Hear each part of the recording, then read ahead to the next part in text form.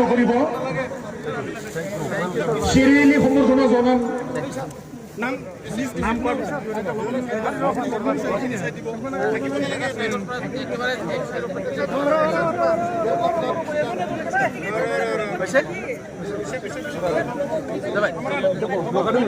এবাৰ আছে জাগ্ৰত এনজিও তামুলপুৰ জাগ্ৰত এনজিও তামুলপুৰ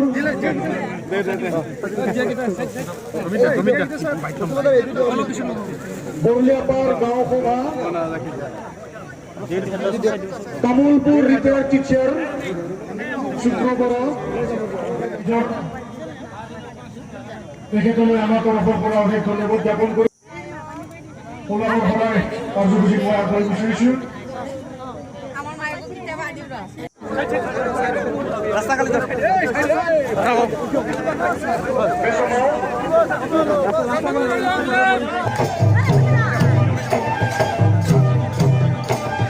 এজনকৈ লাইনত আমি সম্বৰ্ধনা জনাবলৈ জনাইছোঁ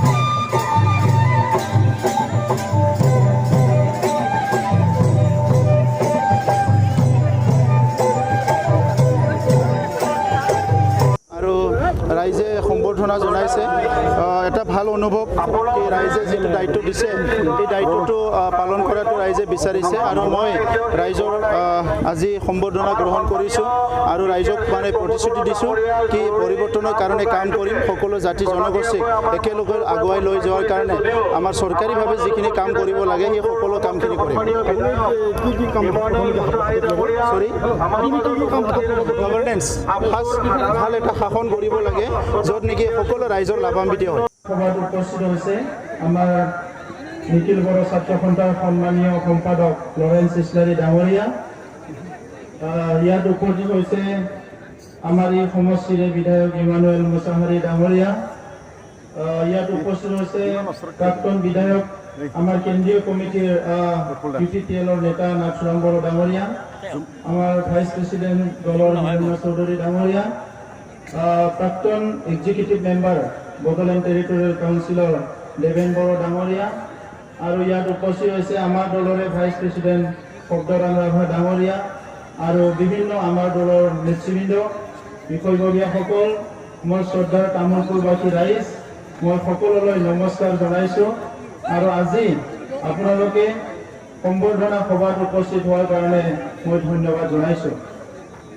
सिबिनां रायजोफोर बे समाव बाहागो लानानै साफ्रोमनोबो आङो गोसो गोरबोनि अननाय आरो सिबिनायखौ बावहरबाय आरो दिनै बे हाबाफारियाव बाहागो लाफैनानै हाबाफारिखौ जाफुंसार होनायनि थाखाय आङो साबायखर बावबाय मानगोनां रायजोफोर निमाहा बिबाय बारा गोबाव सम गैथ'वा साननैसोनि उनाव समा एभेलेबेल जागोन आङो सानदोंमोन 4 बाजियाव सहैबाबो जागोन गुवाहाटीयाव नाथाय 3 बाजियाव सहैथारनांगोन मोनसे हाबाफारि नुजाफिनदों दा बे हिसाबै एसे गुसुं समनि गेजेराव आङो थांनो सानदों नाथाय जोंहा आलासि दङ बिथांमोना बिबुंथि लाखिगोन जोङो सोलायनायनि थाखाय मोनसे राजखान्थि खामानि मावदोंमोन परिवर्तনৰ স্লোগান লৈ আমি ৰাজনীতিত আহিছিলোঁ আৰু আজি পৰিৱৰ্তন আহিছে নে চবৰে আহিছে পৰিৱৰ্তন আহিব লাগিব পৰিৱৰ্তন মানসিকতা আহিব লাগিব প্ৰথমতে মানুহৰ এই মানসিকতা পৰিৱৰ্তন আহিলে সব পৰিৱৰ্তন হৈ যাব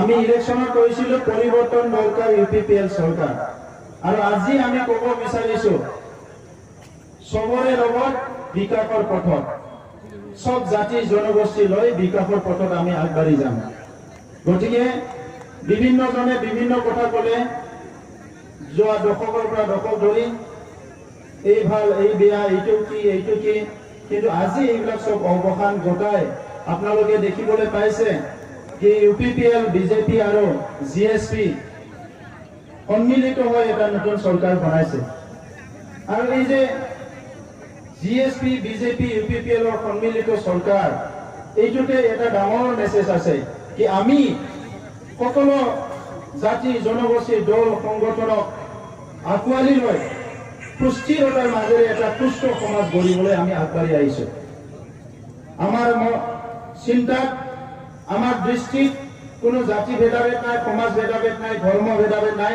সকলোৱে দুবেলা দুমুঠি খাই ভালকে জীয়াই থাকিব পাৰিব লাগিব। তো সেইকাৰণে আপোনালোকে সহযোগ কৰক, আমি আপোনালোকক সেৱা কৰিম। আমি ইয়াত নেতৃত্ব দিবলৈ অহা নাই, আমি সেৱা কৰিবলৈ আহিছোঁ। সেইদিনা শপত গ্ৰহণৰ পিছত আমাৰ যিটো ছেক্ৰেটাৰিয়েট আছে তাত আমি মিটিং কৰিছোঁ আৰু মই বিষয়াসকলক আহ্বান কৰিছোঁ, যোৱা সময়ত যি হ'ল এই সময়ত আমি ৰাইজৰ স্বাৰ্থত কাম কৰিব লাগিব। বিটিচি ছেক্ৰেটাৰিয়েটখন 35 লাখ মানুহৰ কাৰণে দিনে নিশা কাম কৰিব লাগিব।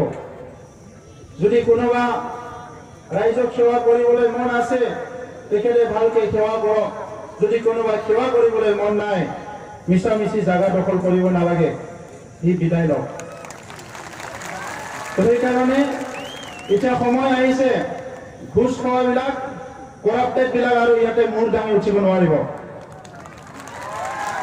ৰাজনীতি চলিব বা নচলিব, গৰীব দুখীয়া মানুহ যদি কোনোবা ঠগাই খাবলৈ আৰু বিচাৰিছে, সি আৰু বিদায় লোৱাই ভাল। সেইকাৰণে ৰাইজ আপোনালোকে আশীৰ্বাদ কৰক। আজি আমি চবে একত্ৰিত হৈছোঁ, কাম কৰিবলৈ ওলাই আহিছোঁ আৰু আপোনালোক আমি চবে মিলি আৰু সেই প্ৰশাসন যিটো বিটিআৰ প্ৰশাসন, বিটিচি প্ৰশাসন, সেইটো আমি ৰাইজৰ মাজলৈ আনিব বিচাৰিছোঁ। সেইকাৰণে মই নিৰ্বাচনৰ সময়তে কৈছিলোঁ কি 3 দিন অফিচত বহিব, 3 দিন চব বিষয়া ৰাইজৰ মাজে মাজে ঘূৰিব লাগিব। ময়ো ঘূৰিম, চবে ঘূৰিব, EM GM চব ঘূৰিব লাগিব। কাৰণ তাত অফিচত বহি আৰু ৰাজনীতি কৰি থাকিলে নহ'ব। তো সেইকাৰণে ৰাইজ আজি দীঘলীয়া কথা নকওঁ। যিসকলে আমাক ভোট দিলে মই ধন্যবাদ জনাইছোঁ, যিসকলে ভোট নিদিলে তেখেতসকলকো ধন্যবাদ জনাইছোঁ। কাৰণ গণতন্ত্ৰত দুইটাৰে অধিকাৰ আছে, ভোট দিয়াৰো অধিকাৰ আছে, নেতাৰো অধিকাৰ আছে। কিন্তু কোনোবা দিছে কোনোবা নিদিছে এইটো আমি পাহৰি গৈছোঁ। এতিয়া 35 লাখ জনসাধাৰণৰ এটা পৰিয়াল এই বিটিআৰত আমি। গতিকে কোনোবা BPF, কোনোবা কিবা আছিলে, এইবিলাক আপোনালোকে পাহৰি যাওক। মই আমাৰ দলৰ মানুহবিলাকক পাহৰি যাওক। ইয়াত কোনো দলাদলি নহয়। এতিয়া টাৰ্গেটটো হৈছে আমাৰ সমাজৰ সবচে গৰীব আৰু দুখীয়া শ্ৰেণীৰ মানুহ, অসহায় মানুহবিলাকক আমি সহায় কৰিব লাগে। এটা সুস্থ সমাজ গঢ়িব লাগে। শিক্ষা দীক্ষা সকলো আগবাঢ়ি যাব লাগিব। অহা পৰহিৰ পৰা কোকৰাঝাৰত আমি অফিচত বহিম। 1 সপ্তাহ পিছৰ পৰাই সকলো জনগোষ্ঠীক আমি অফিচিয়েলি মাতি কোকৰাঝাৰত আলোচনা কৰিম, কোন জনগোষ্ঠীৰ কি সমস্যা আছে। আৰু যিটো পাৰোঁ আমি কাউন্সিল লেভেলত সলভ কৰিম, যিটো নোৱাৰে আমি অসম চৰকাৰক ফৰৱাৰ্ড কৰিম, আৰু যিটো অসম চৰকাৰে নোৱাৰে কেন্দ্ৰীয় চৰকাৰক ফৰৱাৰ্ড কৰিম। আৰু আমাৰ এইখন চৰকাৰত অসম চৰকাৰৰ সম্পূৰ্ণ সহযোগ আছে আৰু দিল্লীৰ চৰকাৰৰ সম্পূৰ্ণ আশীৰ্বাদ আছে। তো সেইকাৰণে এইখন চৰকাৰ ৰাইজৰ চৰকাৰ আৰু ৰাইজৰ কাৰণে কাম কৰিব পাৰিব। ধন্যবাদ।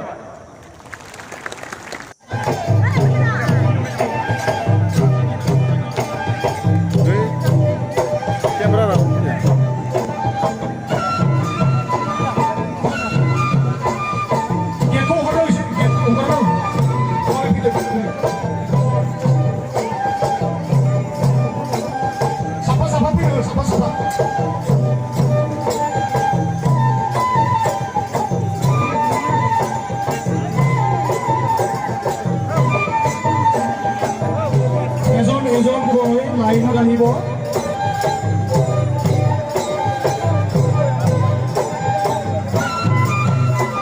এজনকৈ লাইনত আহি সম্বৰ্ধনা জনাবলৈ